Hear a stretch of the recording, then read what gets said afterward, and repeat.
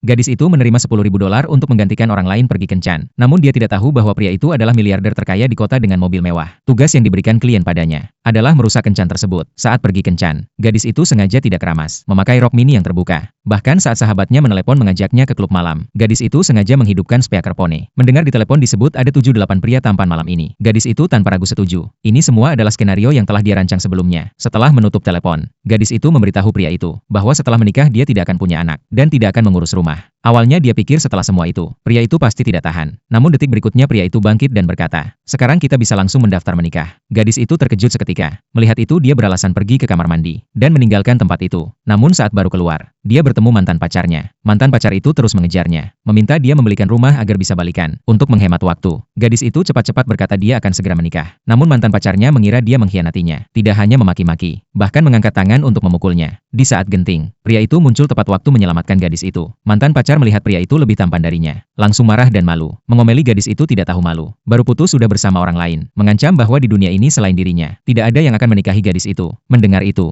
gadis itu tanpa ragu menarik pria itu ke kantor catatan sipil. Namun saat masuk kantor, gadis itu mulai menyesal, karena dia datang menggantikan orang lain kencan. Bagaimana bisa ikut terseret? Akhirnya dia jujur kepada pria itu, mengatakan hari ini hanya tugas dari orang lain, bukan maksud merusak kencan. Jika dia marah, bisa menghukumnya sesuka hati. Pria itu meminta dia menceritakan keadaan sebenarnya. Gadis itu langsung menjelaskan, dia seorang magang. Karena neneknya membutuhkan biaya operasi mendesak, dia menerima pekerjaan paruh waktu ini. Mendengar itu, pria itu semakin tertarik padanya. Mulai curhat, mengatakan keluarga memaksanya menikah. Karena mereka bertemu, lebih baik langsung daftar menikah untuk menenangkan keluarga. Dan memberi dia $100.000 setiap bulan. Gadis itu terkejut. Awalnya pikir dia hanya supervisor perusahaan. Ternyata sangat kaya. Gadis itu mulai curiga pria ini tidak biasa. Berencana pergi. Namun pria itu tiba-tiba menariknya. Berkata semua tadi bohong. Hanya memberi $20.000 per bulan. Gadis itu setuju. Tapi meminta pria itu, jika bertemu orang yang dia suka, bisa bercerai kapan saja. Mendengar itu, pria itu langsung mengeluarkan kontrak untuk ditandatangani gadis itu. Gadis itu baru sadar. Nama pria itu sama persis dengan ketua perusahaan. Ternyata pria yang akan menjadi suaminya adalah ketua perusahaan. Namun saat itu gadis itu tidak curiga sama sekali. Kemudian mereka foto bersama untuk mendaftar menikah. Berhasil mendapatkan surat nikah. Hari pertama kerja setelah menikah. Supervisor sengaja menanyakan pada gadis itu, apakah analisis data sudah selesai? Berpikir jika belum, bisa menegurnya habis-habisan, memberi posisi gadis itu kepada temannya. Namun gadis itu berkata sudah selesai. Supervisor pun hanya menyuruhnya menuang kopi panas. Namun saat gadis itu menyerahkan kopi, supervisor sengaja menumpahkan kopi di laporan analisanya.